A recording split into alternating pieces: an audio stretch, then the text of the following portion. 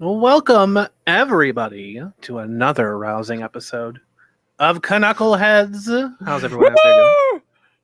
I hope everyone's doing well. And how are you doing today? I'm doing pretty good. How are you? Awesome. I am doing really, really good. Thank you very much for asking. And hey, wait a minute. What's this on the screen here? Well, we have to take care of some stream business always, usually before we get really deep in any topics here. So we are showing off the Canuckleheads official merchandise, the t-shirt here. We got them. Look at that. Lovely. Speaking of lovely t-shirts, lovely t-shirt. Look at that. I got one too. Lovely t-shirt you have wonderful, today, Chris. Wonderful t-shirts. Yes, you can get your very own straight out of Compton. They can t-shirt. Yeah, they came straight out of Compton. That's amazing. Yeah, it was pretty funny. I thought so. But yeah, I know. Battle, we're late. I had some technical issues. I had to take care of. Getting everything where it should be. So, but only 3 in. So I'm still waiting on the blanket. Unfortunately, the blanket hasn't been ordered, but we have the t-shirt. We have the sticker. Mm-hmm. Stickers. This is actually a really big sticker too. This is like almost the size of my hand. It's pretty crazy. It's pretty big sticker, and it's nice. It's shiny. Nice shiny sticker. So yeah. So that's the official stream business out of the way. That's awesome. If you want to check that out, I'm going to put the link to the Teespring. They're in. I haven't put it in yet, but they will be in the description below. Mm-hmm. They're below like every video, so you can find the Teespring super easy. Also find the Patreon. We got ourselves. There it is.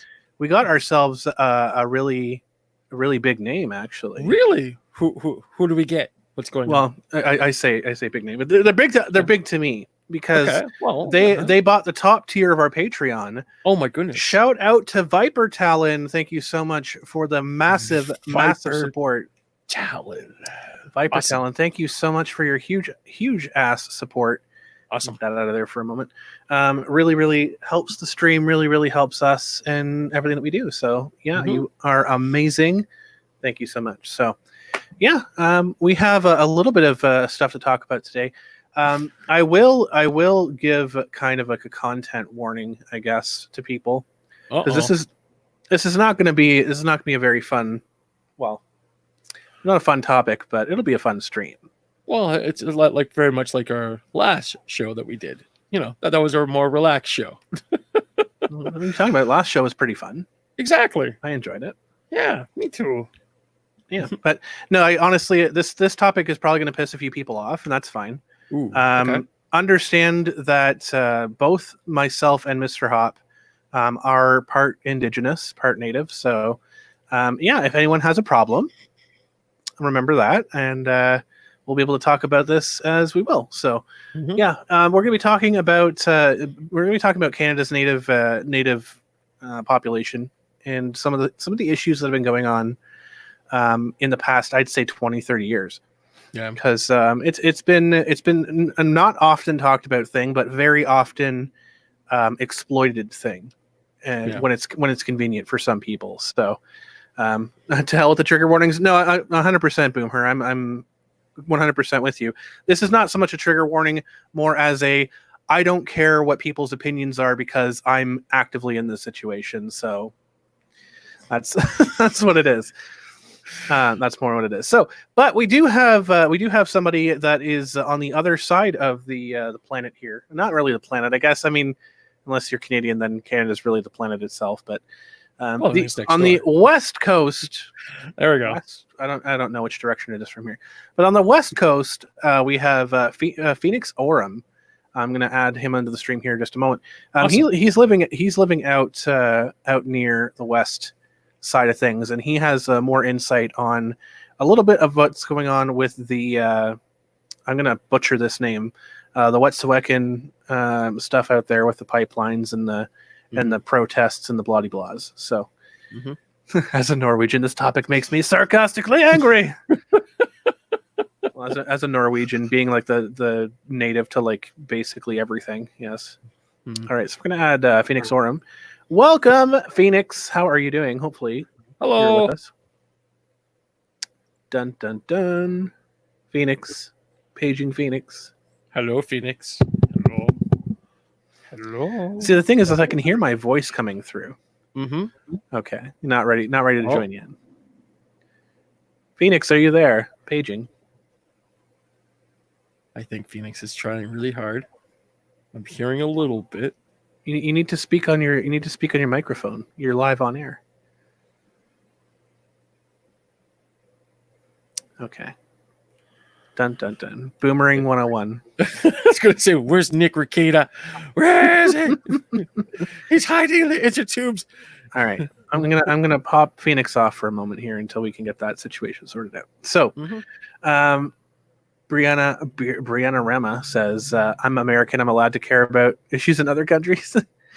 You would be amazed. You would be amazed. I mean, Canadians take it upon ourselves to care about what's happening in America. So there you have it. But so basically the topic today, we're going to be talking about this whole Native stuff. A lot of stuff about Black Lives Matter and all that stuff is coming up too, because eerily, so in the United States right now, Black Lives Matter is a huge topic, right? I mean, I'm sure you've heard of it. Oh yeah, once or twice. Mr. Hop. Yep, you heard about it once or twice. Yeah, in Canada, surprisingly, not as much. I mean, there have been demonstrations and not like we haven't had riots or anything like that. We've had protests, but not so much for Black Lives Matter. But we have seen a lot of movement for the Canadian indigenous population. Oddly, just 1 second here. I'm getting a message. I think I got it working. All right, let's try to bring him back on. Okay. Phoenix.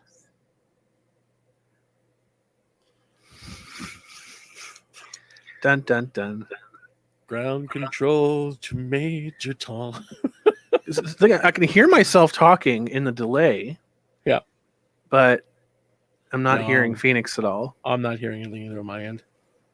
This is what happens. This is what happens when we invite someone on the West Coast. They just ruin everything. Why do we keep inviting the West Coast? And they wonder why like Ontario says it's the center of the universe. Yeah, it's because we are. Especially Toronto. Wait a minute. Feedback. That's just us again. Oh, that's great. Okay. Pop that up. We weren't talking for Phoenix. No.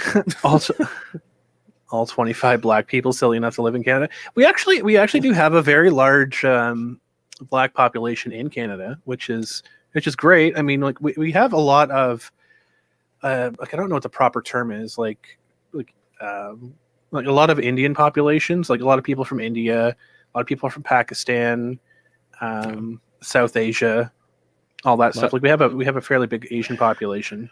Don't think about the Germans. Well, I mean, yeah, we do. Germans and like a lot of Europeans, Europeans in Canada. Oh yeah, especially especially in our town. Yeah, Mhm. but no, it's super weird because like we have so much. We have a lot of the black population. We do have some of the same issues that are in the States in terms of, like, to a lesser degree, I would say, in terms of racial issues. But a lot of what people seem to focus on right now, for whatever reason, and we never asked them to, was the plight of the Native American people. Now, I will say that when Trudeau came in, it was the first time in, like, I don't know, 200 years at fucking all, that any prime minister recognized the plight of the Native American population, the indigenous population in Canada, which is, I mean, I would say incredible. If you ask anybody out there with a picket sign, they'll say that that's not enough. And a lot of people have forgotten about the Stephen Harper regime before that. Like, my goodness gracious, you want to talk about vicious uppercuts left, right, and center and taking away more rights from indigenous and so forth and so forth. There was, 11 years of that, if not more? Goodness gracious. Well, there's a lot of that. There's a lot of that. However, let's talk about that for a moment. Indigenous rights. Okay. So I'm not an expert on this. And, people in the chat or people in the comments, please correct me if I'm going sideways on this. As far as I'm aware, now I've taken a look at the treaties. I've taken a look at a bunch of different stuff. The measures and the things. So I'm probably going to piss somebody off with this. I don't know if indigenous people are counted as, like, citizens for the purposes of the Charter of Rights and Freedoms. I'm not 100%. I'd have to double check that because, like, again, I'm not an expert on this situation. I'm not an expert on it, on anything to do with that. But as far as I'm aware, the term, like, Canadian citizens, I don't know if that includes indigenous peoples or if they consider themselves separate. You know what I mean? No, for sure. I'm assuming that they are included, because if they weren't, as soon as they walked off the reserve, there'd be a whole bunch of trouble going on with that, especially for member rights and so forth. But that's the problem. I think that's what's going on, though, because no, yeah. Hear me out. I think that it's kind of like an agreed upon thing, but I don't think it's down in writing anywhere. I think that's the problem. Only if we had someone from the West Coast. Or yeah. I'm gonna check here. He says he's trying. Okay. No worries. It's probably the microphone. Well, I can. It's weird. I know StreamYards, it was giving me a bit of an issue today. Oh, really? Okay. Yeah, that's why I was a little bit late getting everything set up. But no, it's so the thing is, it's like I'm looking at the treaties and things like that, right? So I don't know if indigenous peoples are considered their own separate thing, and they're also included in the Charter of Rights and Freedoms, or if they're not included because they're technically not Canadian, like they're technically indigenous people. They were here before Canadians were, right? They just kind of got adapted in to the because if you look at Canada, Canada is crown, right? Canada is the Commonwealth. Canada is an extension of England, blah blah blah. Yeah, the England Commonwealth. So indigenous peoples are not part of that, as far as I'm aware. They never got. Well, I mean, they did spend like about 100 years getting like Catholicism and Christianity beaten into them and all that stuff. But as far as I'm aware, the treaties did not make indigenous people citizens. I'm actually I don't know. this. Well, I think it comes down. Well, let's take a step back here. Let's look at when someone is born. They have a birth certificate, right? So the thing is that will determine immediately if they're an Ontario citizen or Saskatchewan citizen or a BC citizen right out of the get-go. So maybe, just maybe, it's both. Because I'm not. I think you're missing the point here. Yeah. I don't know if Yeah. they are born on a reserve, they're 100% indigenous. I mean, it's very rare to see that nowadays because of all the intermingling. But I'm saying, let's go back 50 years. Let's go back 100 years. Sure. When it was more probable. I don't know if those individuals got citizenship or not. I see what you mean. I don't know if that was a common practice, because like a lot of these things, like if they were born on reserve, for example, I don't know if they declare themselves as citizens of Alberta, Saskatchewan, Manitoba, etc. I don't know that. Yeah. Like, I'm gonna have to look. I don't even know if I can look that up. Like, I need to speak to somebody in there, but I don't know anybody. Yeah. Because the problem is, as much and growing up Métis. All right, I will say, I didn't find out until I was probably like 11 or 12. But that's the thing. It's like, I didn't know about that. Yeah.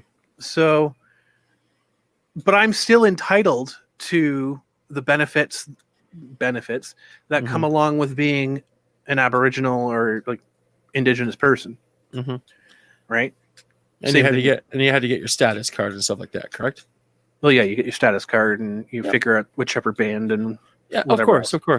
Maybe it's just the same if you're completely born on the reserve. Maybe you have to get your Ontario citizenship card, perhaps. But I don't know. Because here's the thing. Yeah. I don't know if some of these individuals want to be declared as Canadian citizens. Because, like, right? It's a good question. I don't know if some of those people want to remain. Is it possible to do it through Discord? It's StreamYards or Google Hangouts. I don't think I can put this through Discord. Let me just try to bring you in one more time here. Can you try your microphone again? Not working. Hello. No. Try restarting your PC, Phoenix. That's what I had to do with mine. Oh, the funs and tribulations of live video. Yeah. What's clicking in the background? You hear something? It's done now. Now, what is that? I've got no idea. Maybe it's StreamYards. No, it's not. Okay. Anyway, but yeah, going back to that topic, I don't know if some of these individuals want to be declared as Canadian citizens because of the stuff that's happened to them, et cetera, et cetera. Yeah. It's so weird because I wish Phoenix was here because Phoenix could talk to it a little bit. I know that some individuals, because they have to be citizens, because hear me out. Some of them have to be citizens because from what Phoenix had been saying previously, was that these people would register. No, they would go for get like a CERB. Okay. Right. They would apply for the CERB and they would get it on top of getting their like monthly stipend from the government. Yeah, the whole $10 a month or something like that type of thing. Something like that. I don't know. Something like that, yeah. But yeah, it's very, very interesting. Like I wish I had I knew somebody that was like in that, and I wish Phoenix was here to talk about it a little bit more. But okay, that's really distracting. I don't know what that is. I can't hear it on my end. There's clicking, and it's really, really distracting. Gotcha. So, I don't hear it anymore. Okay. So, it's one of those things. It's like they have. I would assume that they have to be citizens then. Yeah. Like because they can vote and stuff like that, right? Well, if they could vote, like I don't know. Tell me if I'm wrong. I don't know this. I'm asking. Well, I don't think you're wrong. Let's look at the federal election, especially polling from the different provinces and territories. If a territory could not be voted, then the thing is that that territory would not be included in the final tally of the voting, right? So, based on that alone, I would assume that there is still part of the Commonwealth of the Queen's of the Queen's monarchy, one way or another. But however, maybe it's also another aspect to it as well. It's up to the individual to get their province citizenship, of the case maybe, if we reverse engineer what people do when they try to apply for their status cards and stuff like that. But again, a giant question mark. We don't know 100%. I'm just trying to look at things from different perspectives and stuff like that type of thing. So the way I look at it, if they're a part of our election process, then there is some form of citizenship that's attached to that. As an example, I don't know if they are or not. That's the problem. yeah, exactly. We just earnestly don't know, because we don't come from that aspect of things. We come from a different aspect. And because of that, we'll find out. We'll put a question mark behind that. We'll circle all of this and come back to it at a later time, do a follow-up perhaps, and take it all from there. Because again, I don't have the initials after my name to basically say that yes, this is X, Y, and Z. This is how it works, so forth, and etc. From my perspective, when I found out that I was part digitally, it was me just applying for this is the actual status card and basically proving my background, so forth, and etc. Well, yeah, it's more or less it's a very easy thing for someone who's like a citizen already to just apply for a status card or whatever else, and then boom, you got it. Mm-hmm. It's so strange. So getting back to a bit of the topics here. Yeah. So again, like we've had some Black Lives Matter stuff, but we've seen a lot more of the indigenous rights and stuff come up that have kind of like superseded the Black Lives Matter movement for whatever reason, which is really weird to me. I thought was really strange. I'm going to pull up an article here. Okay. Let me just pull it up real quick. I had to shut down the other one, so. Oh, that's okay. Well, we're off to the corner. What is this? So this one happened very, very recently. Actually, it's the Métis. There was a couple Métis guys out in Alberta. Yeah. 1 second, I'm getting a message here. Oh, Windows decided to update itself. That's probably. Well, that's great. or Phoenix is getting an update. Oh, Phoenix! So, I feel for you. I really do. these two guys were they were Métis hunters. Like the media loves to say that they were out hunting. They were not out hunting. They were delivering food to the family members. They weren't hunting in the woods. They were on a street. Let's just get that straight. So they they were hunting in a grocery store. I mean, look at this headline. Okay, Métis hunters killing not racially motivated.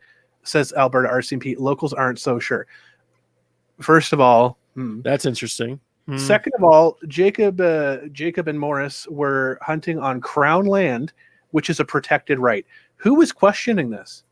Who is questioning this at all? This has nothing to do with what happened. Okay. First of all, nothing to do. And they explain such later on. I don't know if it's in this one or if it's in a different story, but the very first story I read about this actually said what went down. So basically, killing of two Métis hunters Métis hunters, they're just guys. Yeah. Have shaken indigenous people in the area with a long history of tension over race and hunting rights. So all of a sudden, this is about making it regarding race and hunting rights. They were found shot and dead near Sampson's truck early Saturday. According to a family member, they were hunting on Crown land. Okay, this is what happened. It was actually detailed. I'm pretty sure they got the details from the guy who shot him, because the guy who shot him turned himself in. Basically what happened, to my knowledge, from a previous article, which they're clearly omitting from here. Thank you, Huffington Post. Was that these two gentlemen went to their family member's house, dropped off meat that they had, and they were leaving. They got out of the driveway. They went down the street. They were within a quote unquote stone's throw away from the street, from the driveway, when they got into an altercation with somebody. Okay. Now, does that sound to you like they were out hunting and someone got in their face? Well, that does not, especially when you get vehicles involved and they're a stone throw away from things. And didn't you say they're already in the truck already? They were in the truck. So the thing is that how can unless you be you're hunting with a fucking truck? We're using the light gauge shotgun of Ford trucks here, and we're oh goodness gracious! This sounds like a narrative that's a complete mess before it even gets going. So surprisingly, to their credit, they actually do some journalism here and they actually report on it. That's cool. So let's see. RCMP said 2 vehicles had stopped on a rural road on Friday near Glendon, about 200 kilometers northeast of Edmonton. So location, about 100 miles. So location, they're on the road. So they're on the road. They're no longer hunting. They're no longer. Hunting. They're not in the heart of the wilderness. No, they're on the road in their trucks. Okay, just establishing the location. So 2 vehicles. So one was the truck. Mm-hmm. The second was another vehicle. All right. Apparently, an argument turned into a physical fight between the vehicle's occupants. So between the guys who got shot and the other people that pulled up on them, they got into an argument. How many times in a day can you count that people get pissed off on the road with each other? Countless times, right? Yes. Yeah. Countless times. I will agree to that. Yes. Of course. A road rage incident occurred. Yeah. Let's just say that. A road rage incident occurred. A third vehicle pulled up, saw them getting into a physical altercation, and the guy shot the 2 Métis people. Shots were fired. Several shots were fired. Sansom and Cardinal were dead. So a third vehicle showed up, didn't know what was going on, saw a couple guys beating the shit out of some other guys, and shot at them. Ended up killing them. Yeah. But they're hunting. But they were hunting, right? Yeah. But this was about some racial relation. If it is at the time that it was, as far as I'm aware, it happened at like 3 or 4 in the morning. Ooh, yeah. It happened late at night. So are you telling me that they recognized who they were or what have you, and they didn't just like pull up and see 2 people getting beat up didn't turn around to see their faces and shot at them? How can you tell me this is a racially motivated thing? Yeah. And also there's no pictures in this at all, except for the 2 guys at the top. Right? Except for the 2 guys. So there's no pictures of the crime scene. There's no drawn diagrams. This is where perpetrator A and B were in conjunction to the beating of again. This shit has nothing to do with it. Both men held Métis Nation of Alberta. Blah blah blah. Fine. Designated hunting rights, including out of season. Who the fuck cares? Yeah. That's not in question. They did not get shot because they were going hunting things. They got shot because they were fighting someone in the middle of a fucking road. Yeah. It would be nice to have some diagrams, some pictures to give people references of exactly what's going on. Well, we have the name of the other guy. I haven't looked it up. I'm talking about like pictures and diagrams in conjunction to the article here, because that's very misleading. But however, the article is saying is that they were hunting, and hunting's bad. So we're going to focus on that narrative moving forward. I don't get where they're coming up with that. I don't get it, because there's nothing in here that says they got in a fight because they were hunting. Yeah. None of it says that. What's that picture there? I can't quite see it. That's a different guy. Okay. It's a different guy that was out hunting. He said he was threatened. Press texted out. Well, I'm looking at my keyboard here. Oh, there it is. There we go. I'm pressing X to doubt. Me too. Here's the thing. Yeah. Here's the thing. After this shit happened, there was so many people that came out with fucking stories of their own about how they were threatened, and I didn't go to the RCMP. Yeah. I mean, I'm going to try to bring Phoenix back in. I think he might be good now. Yeah. Phoenix. Testing. 1, 2, 3. Negatory. We'll get you in here one day, buddy. All right, back to my rant. Yeah, road rage is a real thing. Absolutely, Boomer. Oh yeah. Absolutely. Boomer. Journalism is completely and totally dead. It's just a clickbait title. There are so many. So let me tell you this. When this story first came out on Twitter, I saw it on my Twitter timeline. There was so many fucking people. That was a day ago. A day ago. You know where it is now? Nowhere to be fucking found. Yeah. So many people out there trying to make this a big fucking race thing. And when the RCMP came out and said there's no connection to say that this is racially motivated, story completely died. Yeah. They grew new legs. They crawled up in the corner and passed away. Awesome. Like you want to tell me that's not racially motivated? Yeah. Like this bullshit? Well, maybe the whole thing was engineered to get people to click on the article to read through. Okay. Everybody, look at this image. Mm-hmm. Look at this image here. As soon as it pops up, maybe. Mm-hmm. I have to screen share it 1 second. Mm-hmm. Fucking tell me, please. What does it say?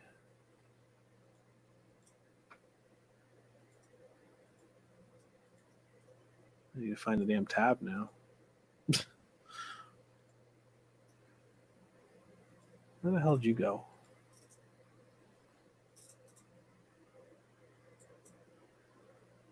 I did open a Facebook tab. That's weird. Anyway. There we go. Look at that image. Yep. Does that man scream Native American to you or indigenous person to you? Could you tell me at 4 a.m. in the dark? Could you point at him and say that man's an Indian? Yeah. You want to tell me that that's fucking racially motivated? Yeah. That pisses me right off. This is one of the guys that got shot. Oh goodness. By the way. Yeah, that's unfortunate. This is one of the guys that got shot. And I mean, like, do we know his name? Jake Sampson.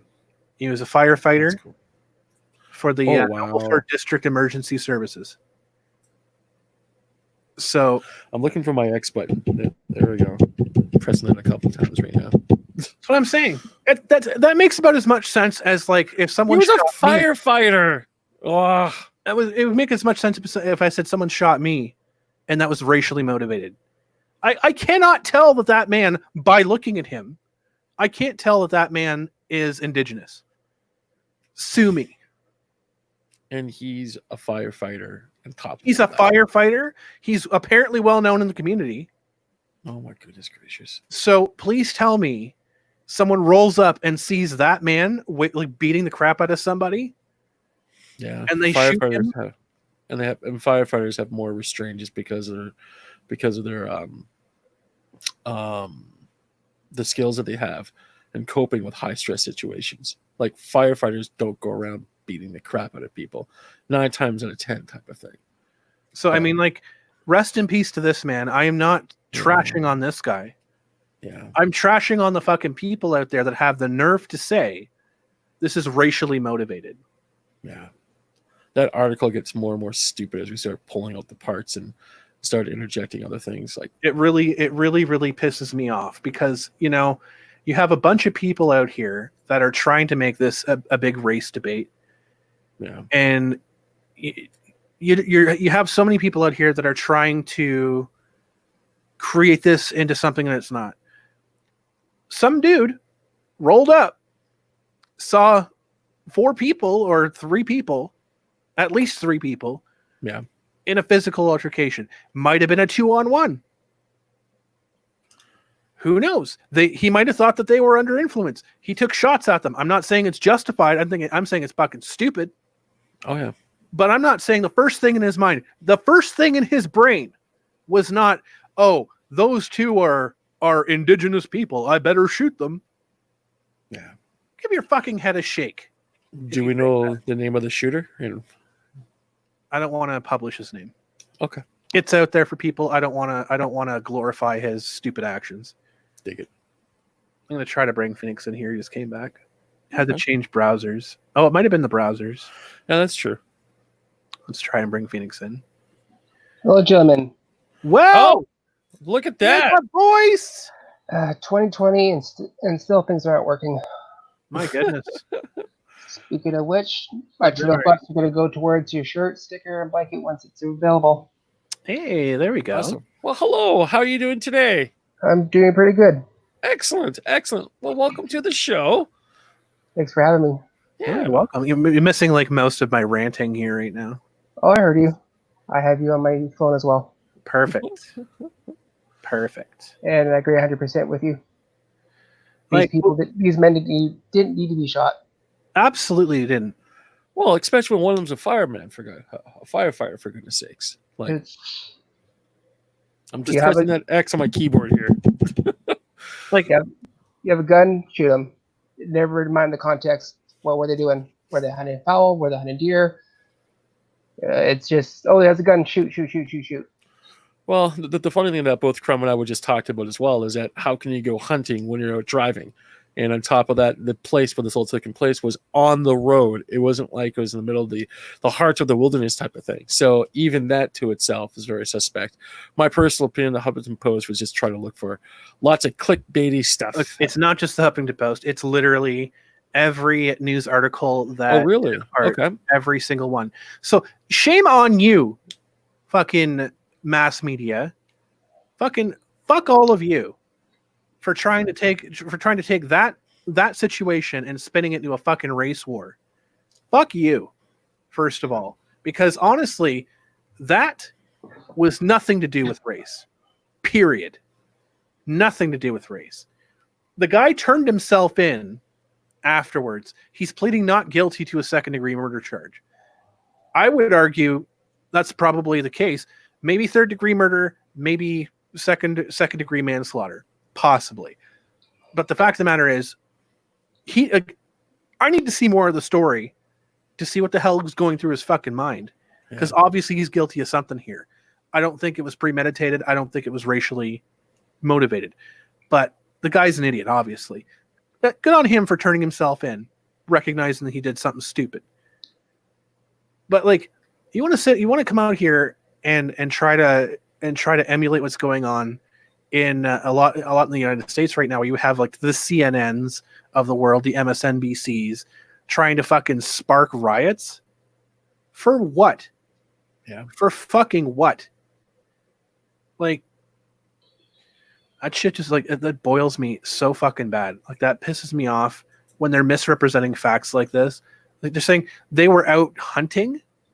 Please explain to me what they were doing on the road in their truck hunting. Can tell me again. But Phoenix, actually, you live on the West Coast, is that correct? Yes, I do. Awesome. So you've been kind of like ground zero where all of the protests and stuff have been happening for like the rail and for the pipelines and stuff, right? It's still ongoing. Still ongoing. Only thing different now is not as exposed as it was. You still have a lot of people up here who disagree with the with the chiefs signing the paperwork for this pipeline, but it's not as exposed as it used to be. A lot of the protesters are small in number. I think a lot of it was just outrage that's happening, and hop on the bandwagon and toot your horn that this isn't fair, this isn't right. Typical protester stuff. And that part, like, that really confuses me too, and like the whole like.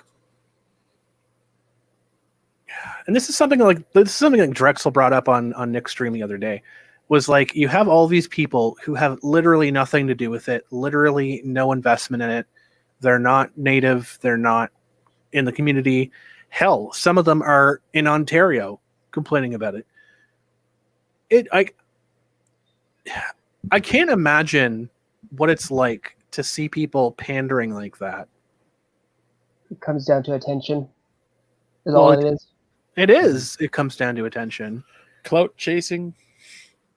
Because like you have people that are taking your issue and they're running to the media and they're running in front of cameras. And then when that dries up, they just don't help anymore. Yeah. They just don't care anymore. They're taking an issue that they don't really belong in and trying to make it all about them. I do agree that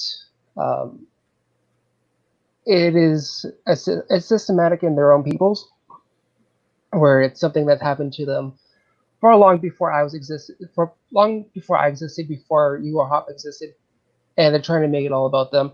It really should be left to these dudes who are fighting it on their own front lines, not ours. I agree. And Paralegal X says general public buy what the mass media is selling. Absolutely true. And that's a fucking problem. Yeah. That's a huge fucking problem. Because like I cannot tell you how many stickers I have seen stuck up around my city about the Wet'suwet'en and the like pipelines in BC and blah blah blah. In Ontario, where we have nothing to do with it. Like what the hell is a protest in Ontario going to do for a premier in BC? I would say solidity. I'm having some tongue issues. How do I English? Solidarity. Solidarity. Thank you. Solidarity. It has to do with that. The country all coming to holes. But we're not. That's the thing. It's a great sentiment that we're in solidarity with each other, but we're not. It's creating a bigger divide. It's not even just a divide. It's the fact of distance. Like if someone in Ontario, for example, if I want to make a difference and I want to show my support, right?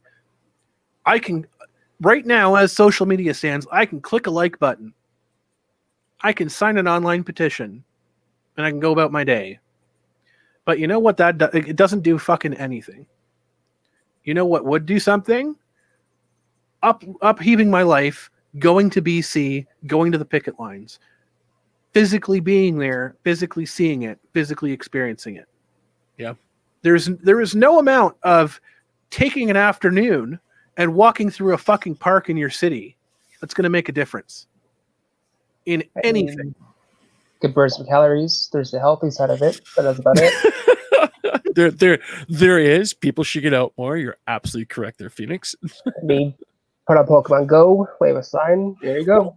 There's always that, right? But look, exactly. It's good for you as an individual. It makes you feel better. It doesn't do anything for the situation. If you want to, like we have in Ontario, we have the unique opportunity to be within striking distance of Ottawa to march up there and make the opinions known.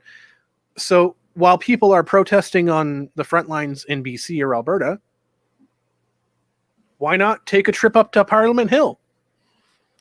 Have a sit-in protest. Or even Queen's Park in Toronto. But I mean, Toronto can't really do anything.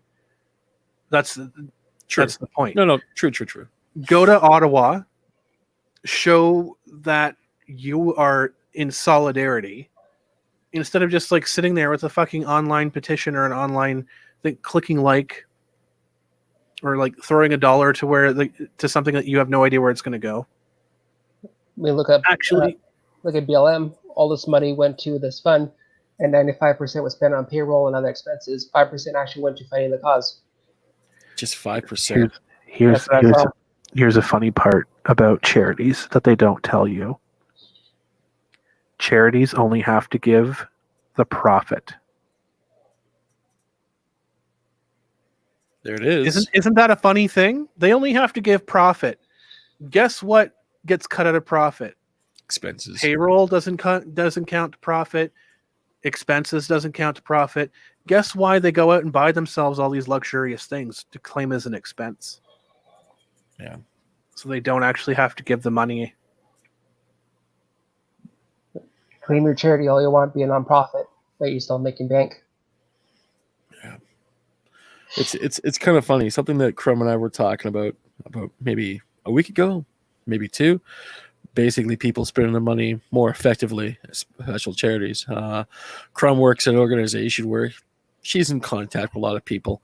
And one of the few things that Crumb brought to my attention, which I didn't even know existed, is basically people donating money towards kids' lunches at high school and stuff like that. Well, in public schools, but yes. Yeah, public schools. And the thing is that that's more effective than giving money towards Black Lives Matters and charities such as the Red Cross and so forth. As it feels good to get involved, just people really don't ask where stuff like that's going. And on top of that, how many fucking corporations got involved with the donations of blacking out their social media stuff, donating thousands and thousands of dollars, et cetera, and how did that all help at the end of the day? To the NAACP. Yeah. Yep. I say if you can't donate volunteer time, I work for volunteer for Variety. Every February we have a telethon here. I answer phones. I do midnight till 8 in the morning. And That's cool. I don't have all the money in the world to give to this charity. They're doing great work. But I say you can't donate your time. That's just as valuable. Yeah, donate your time. Actually, yeah, donate your time effectively. If you're going to do something, do it. This is what gets me. This is what gets me riled up, and I'm fired up today. I am fired up today. But this is what gets me riled up about a lot of this different shit. Is that people don't take the second. They'll take the second to run and try to collect the clout from it, but they won't take the second to find out where it's going or how it helps. Yeah.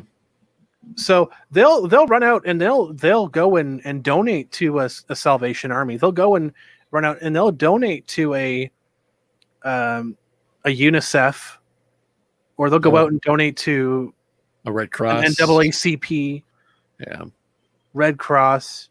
They'll go out and donate to these organizations. They have no clue where the money's going. Yeah, but they feel good after.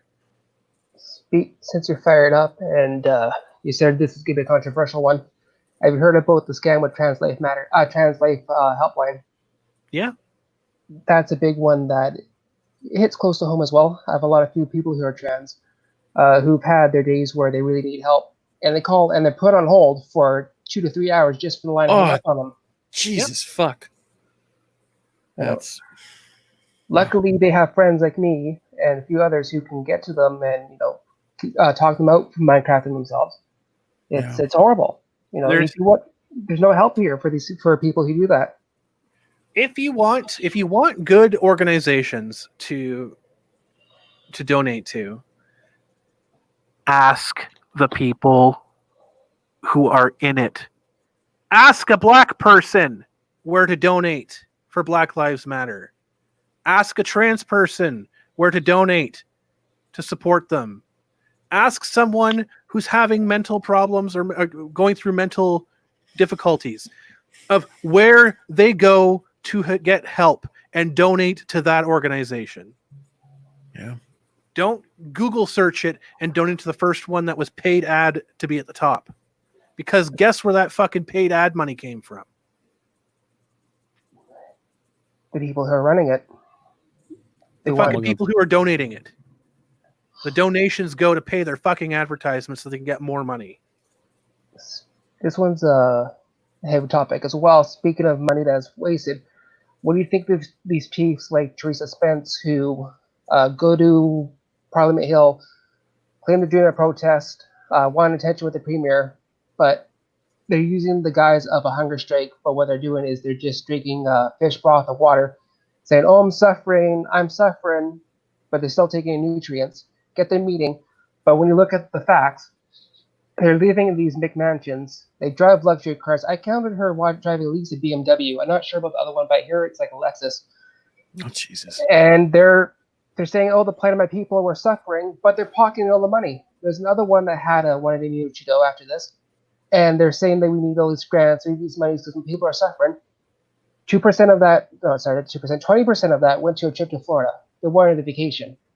That's what's taken to me is these people who use the history of their people's terrible histories. Like these people were almost genocided to get these things like luxury cars or these houses and not putting a penny towards their own people. You don't see wells being built. You don't see their education system being rebuilt. You don't see them, going to go further their own languages or the culture. These chiefs are pocketing every red penny, and pisses me off because I do agree that these people had a rough history. I do agree these people had it bad. But why are not the chiefs incorporating it into their own culture? Why are not they building, these lodge houses or incorporating, these in technology to reinvest in their culture? Oh, sorry, their language. Teaching the younger ones how to speak it. It's ridiculous how they're saying, "Oh, my plight, my plight, my plight," but not a single penny goes back to them. You see, a lot of the problem, it's systemic. It goes all the way back to the very first when the Europeans came here to settle. It comes down from the top, and it's been something that's been shown over and over and over, and it's one thing that a lot of indigenous people don't like to admit. When the Europeans first came over, the bartering or whatever else, they might not have understood what they were accepting or what they were agreeing to, because the whole concept of owning land was not really a part of the vocabulary. Who owns land? Exactly. Yeah. So they when they bargained for the land and they made the treaties and everything else. When you look at it, I don't remember exactly what it was, but the monthly, I think it was monthly. I don't know 100%. I think it was per month. They would get stipends from the crown that today would be equivalent to $150,000 a month. Now, that's quite a lot of money. I mean, have you seen the housing market in Vancouver? That's easily a quarter of your rent right there. Yeah. So when I'm looking at this, back in the day when the first treaties were signed, I mean, it was super cheap back then. It was maybe a few $1,000s, like $5,000 or $6,000 a month. But it's the equivalent with inflation to about $150,000 a month. That's what they were offered for their land. They get to keep the hunting rights, they get to keep this, and then they get supplies, etc. So I mean, I wasn't there, so I don't know, but the chiefs agreed to it. They took that and they went with it. Now you go forward decades, centuries, whatever else, the chiefs are still getting the best cut deal.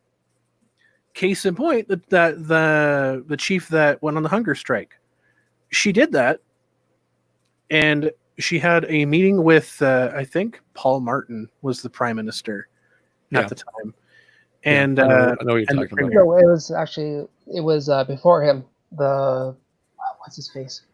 Harper. It was with Harper. No. Paul Martin was before Harper.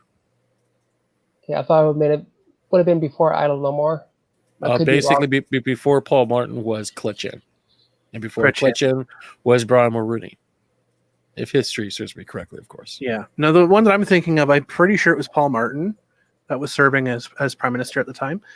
Met with this native leader, and within basically from what I understand, the disruption was she didn't like the fact that the federal government was regulating the water supply when the provincial government was already regulating the water supply, and she wanted it to be removed, have the federal government removed.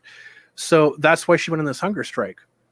And they sat down, and after however long it was, there was a closed door meeting that there was some agreement that she got paid a certain amount for her trouble, and she agreed that the federal oversight on the water was needed, and so she gave up the entire reason that she was going. I'm sure there's a lot more to it, but this is boiling down to the very nitty-gritty of it. She gave up her hunger strike and agreed that federal oversight's needed on the water supply, and she got a bunch of money out of it. Now, which never went to her people. How much of that money? Yeah, how much money of that went to her people? Zero. None of it. And on top of that, we're talking about the most precious commodity on the planet, which is water. 40, 50 years, we're not going to have it. It's going to be all bottled or fake. I wouldn't be surprised if they GMO it. Well, one of the few things I highly recommend all the listeners who are listening to our broadcast today is a fantastic documentary called Blue Gold. It came out basically about early 2000s, mid 2000s, and I highly recommend people watching this because that's exactly where these large corporates individuals are swimming towards, more or less. And the thing is that it's going to get really, really bad. And one of the few things that I'll admit first, I hope I'm wrong, but watching this documentary, very interesting premises going on with that. Very, very interesting. Have you seen these documentaries, both Crumb and Phoenix? I can't say I have, no. All right. When you guys have a chance, take a look at it. It's very, very interesting. And at the same time, that Nestle's heavily involved with this and so forth and so forth. And the thing is that getting back to the Paul Martin and the chief that was having a hunger exercise, it's very interesting with that because the thing is that the natives have rights over that resource. You could bet there'll be so much pressure going into that just to claim that resource, especially for a multi-billion-dollar corporation. Well, here's the thing, though. They don't. Yeah. They don't. They signed away their rights like fucking 200 years ago. Yeah. They sold their rights. This is the one thing that most Canadians they can't seem to get through their fucking head. Yeah. And I have pored over the treaties and the meetings and the amendments and the everything else. I have not found a single thing that says that the natives are entitled to anything at all outside of being able to hunt and being able to fish. Yeah. That's it. And we still give them more. I mean, over here, if you're on the res, you get band money. I believe it's $2,000 to $3,000 a month for staying on the res and staying clean and sober. Yes. They get free education. If their res is close to a mall or some sort of business, they collect revenue off that. They, if they're on welfare, they still get band money. And even now with COVID, they get CERB and they don't have to pay taxes on that. Yeah. Where regular Canadians like Pops, Crumb, and myself, we have to pay 10% of back, but nobody's going to. Trudeau has shot himself in the foot with this, but that's beyond the point. Their rights are to fish, to hunt, to have their land, but we're still giving them more, and it's still not good enough. Yeah. But the thing is that there are so many apologists. There are so many apologists out there that, like, I grew up half Métis, right? I never experienced any hardships because, I mean, look at me. I look like a fucking white person. I never experienced any hardships or, like, you know, racism or anything like that because of my Métis heritage. Like, I don't know where people can get off. Like, I work in a profession where I see people walking through with status cards every single day, right? Every single day. And the indignancy when you don't automatically know that they have a status card is just, it's palpable. Like, it drives me insane because they're getting, like, I could have a status card. I choose not to. Yeah. I choose not to carry one because I've never experienced the plight. I don't believe I deserve that stuff. So for people to be out there and to be living a Canadian, like a full Canadian lifestyle, a full quote unquote white privilege lifestyle, to then go and apply for a card that then gives them additional concessions because they're apparently, however fringe, connected to this indigenous thing. Look, I don't know how these people can sleep at night. It really, really bothers me. To be fair, if you were Métis, I would believe you. Pops looks more Métis than you do. It's the forehead. Well, And I wouldn't go that far. slightly dark skin. And also, mean, I've seen some baby people with some small foreheads. all right. But that could be a West Coast thing. True.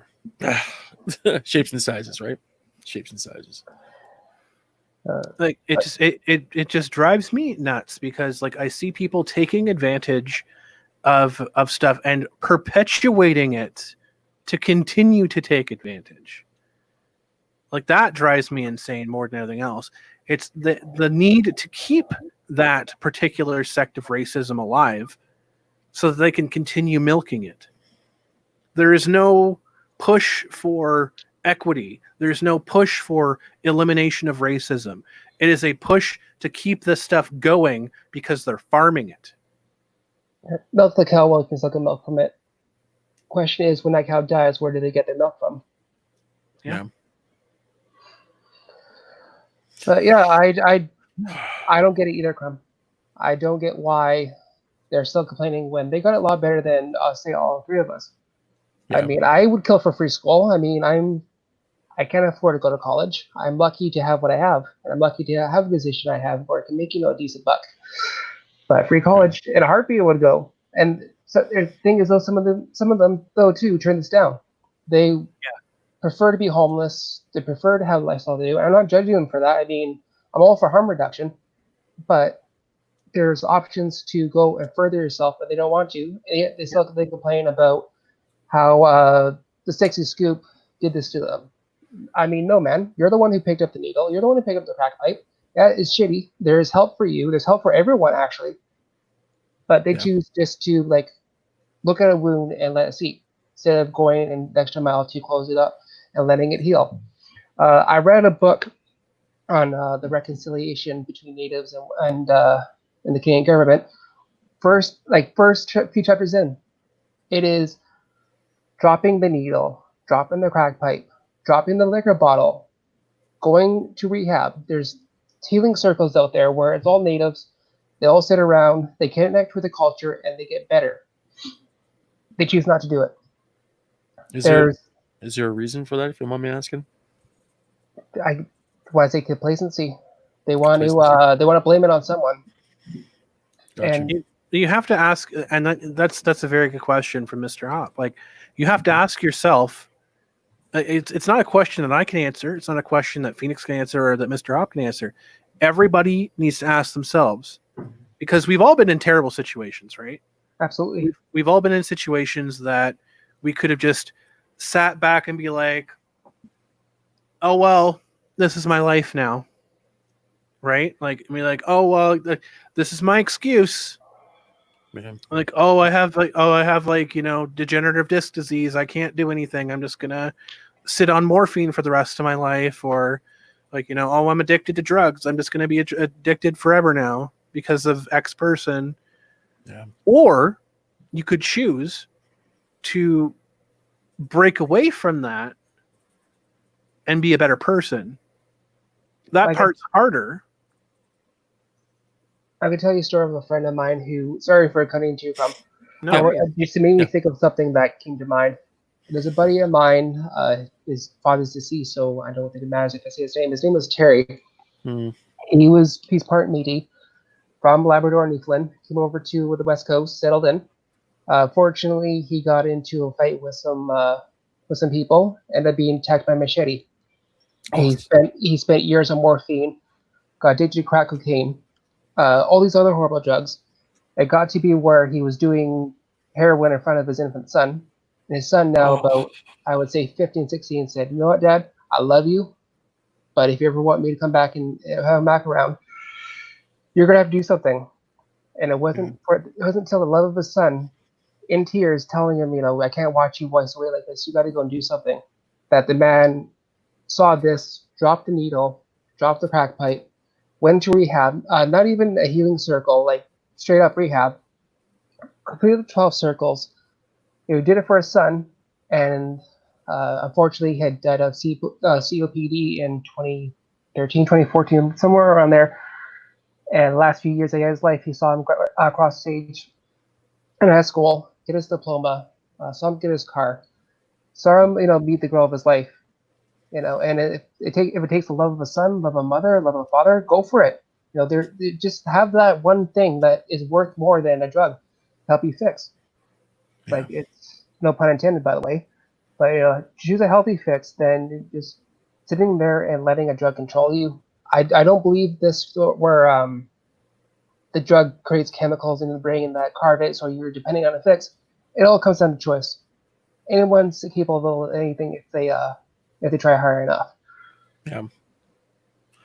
Well, it's a definitely a difficult subject matter to tackle, and sometimes when someone's on drugs, they get that really, really simple relief for a little while. And one of the few things I went through on a very personal level is that I had some surgery that was done on myself a little while ago, and basically through the surgery, I was placed on anti-anxiety medication. And when I came out of the operation, I gotta tell you, I felt really, really good. And I'm going, wow, a lot of my stresses just disappeared. A lot of the things that I was really holding on to didn't matter. It felt really, really good. 5 minutes into this state of euphoria, I looked at myself going, I can't be in this state. Why? Because it's artificial. It's not real. For me to get to that point in where I was feeling just that good, I have to really fight through the shit and all the crap that the day-to-day throws at me. At the same time, I have to look at my own mindset, organize it, file it, find out, keep the things that make me happy, keep the things that I find important, and move forward with that. And there's been a lot of steps that I've taken to get to the point I'm at now, and there's a lot more steps that I have to take to get to that point.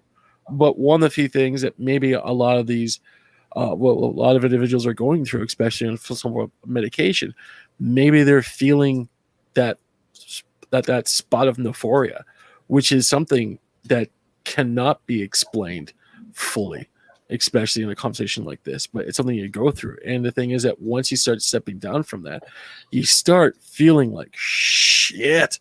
Like a lot of people use a terminology. They really do. And some of it is part of the lexicon. They really don't know what it means. But when you start coming down, you will do whatever it takes to climb back up with the least resistance as possible.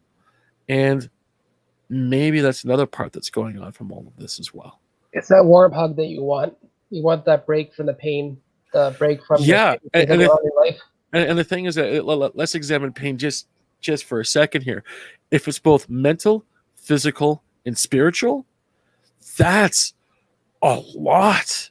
I mean, a lot. And basically getting back to your friend who passed away here, if it took the talking of his child to give him the initiative that he needs, maybe what a lot of people are really missing is that internal, that, yeah, I want to do this. Yeah, I want to get better. Yeah, it's going to take a lot of work. And yeah, you're going to go through a lot of shit to get there.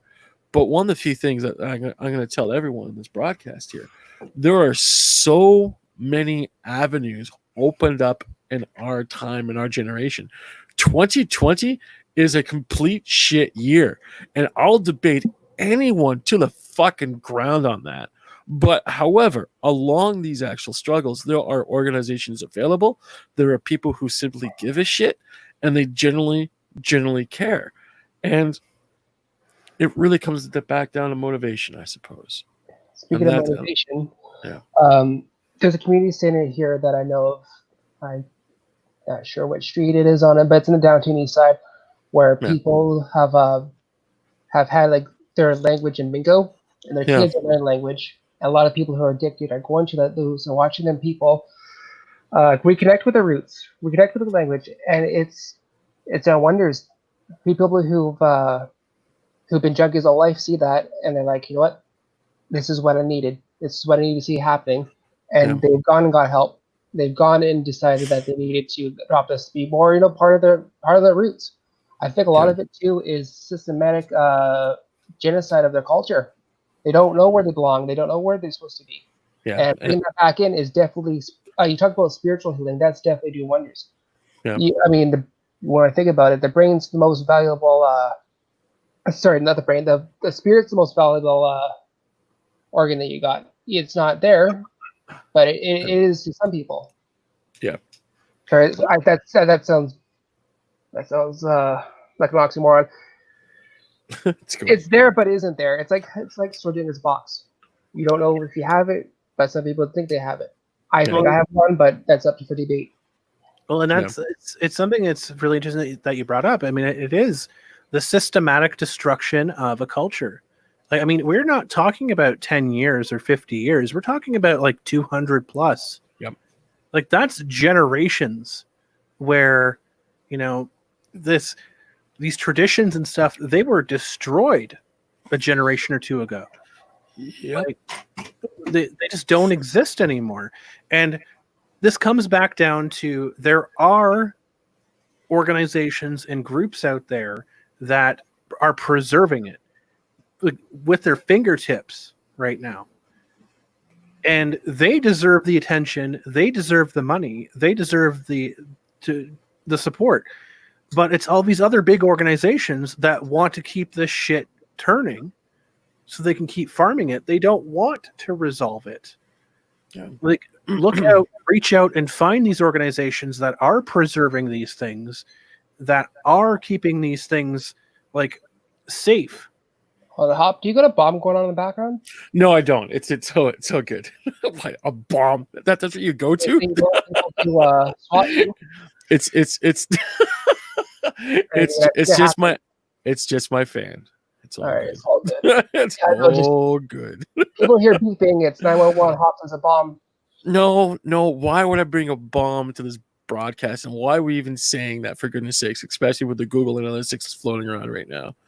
Oh. Goodness. Well, if you get demonetized, let me know. Yeah. I'll pay appropriations to you and Crumb. That's awesome. Buy a t-shirt.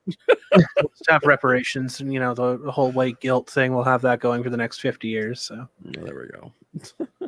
But yeah, find these organizations that actually deserve the support. Find the organizations that actually are preserving these things and teaching people these things again, and support them. Don't fucking support these fucking shitty organizations that don't do anything except take your money and make stupid fucking headlines.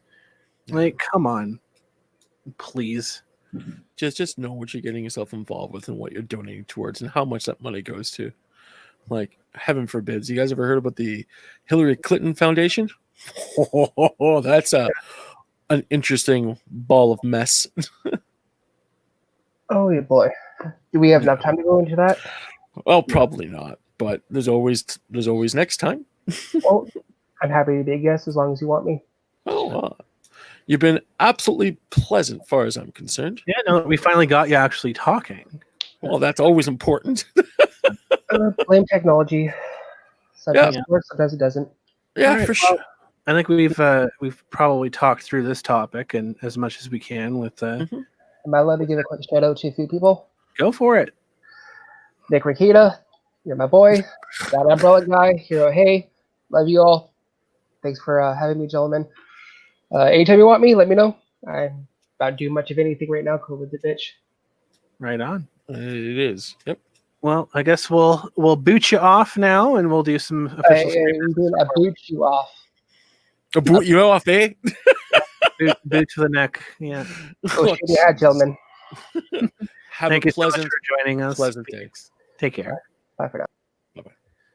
All right. Well, final thoughts before we get into some official stream business. Well, basically, as we're talking through this wonderful broadcast today, when people are donating towards money, know who you're donating towards, and at the same time, you really know where the money is going to and how much percentage is going into that. After all, if you're investing a charitable amount to X, Y, and Z charity, just know where it's going to. And on top of that, the larger corporation charities, when it comes down to it, they really don't need your money, like the Red Crosses we talked about, the UNICEFs and stuff like that. Because again, a lot of those organizations goes a good huge chunk of that goes directly into their service of operations, and very, very little goes towards the charity that they're basically advertising, not charitable, but what they're advertising for. And that's really important. Plus, on top of that, really focus what's happening in your community as well. Because again, that's very important. Focus on the kids, focus on the general community. And if you're going to get involved, get involved. Don't do it half-assed, for God's sakes. But that's just me. And I'll echo that sentiment. I mean, if you want to get involved with anything, get involved local, get involved with your community, get involved where you're going to see where that gets, where you're going to see the results of that. Honestly, in terms of charities, I will shout out, and I'll constantly shout out the Mental Health Association, whether it's the Canadian Mental Health Association or your local one. I know plenty of people who have gone there and who've gotten some extraordinary help through some very, very tough things. So if you're looking to help out something that goes across color, that goes across race, that goes across generations, donate to your mental health association, because they are great people. They do good work, and they could save a lot of lives. So with that, I will call it here. We have some official stream business before we got to go. Let me just pull that up real quick. Boomerang it. Well, at least the work's getting done. Oh, there we go. What have we got? T-shirts. We got our T-shirts. We got our official Canuckleheads T-shirt. And by the way, one side note on this: they are very, very comfy. They're very, very so soft to the touch. So soft, so comfortable. It is very happy. Reminds me of a nice pair of pajamas. You know, the final pajamas. Oh, those are. Yeah, they're very, very nice. So they're very light, very good for summer. Yep, love them. They come in a bunch of different colors for the collars. We got white, but you can get blue, purple, black, red. I recommend the red. I like the red. I like the red too. You get the blankets, the fleece blankets, good for winter. I'm still waiting for mine. Still waiting for my freaking blanket. But we also have the stickers. Really nice big stickers. Like, so almost the size of my hand. Like they're huge. So shiny. Big stickers. So. And it's really not that expensive as well. It's definitely within a decent price range. Pretty inexpensive. So yeah, check that out. It is now linked in the description below. Just refresh. It should show up. But that is it for today. Thank you guys so much. Tune in next week, same bat time, same bad channel. I'm sure we'll have something great to talk about. We'll have a little thing going on for Canada Day too. Hoping to get a couple. Oh, that's coming up. Yeah. That'd be fun to do. Been a week and a half. So I'm hoping to get a couple of fun guests in for our Canada Day special midweek. That's coming up July 1st. So we'll see, and then we'll do something funny for July 4th as well. So, but for now, this has been Canuckleheads. Keep your stick on the ice, and see you later. Yeah, be well, be safe, and support each other. Bye-bye.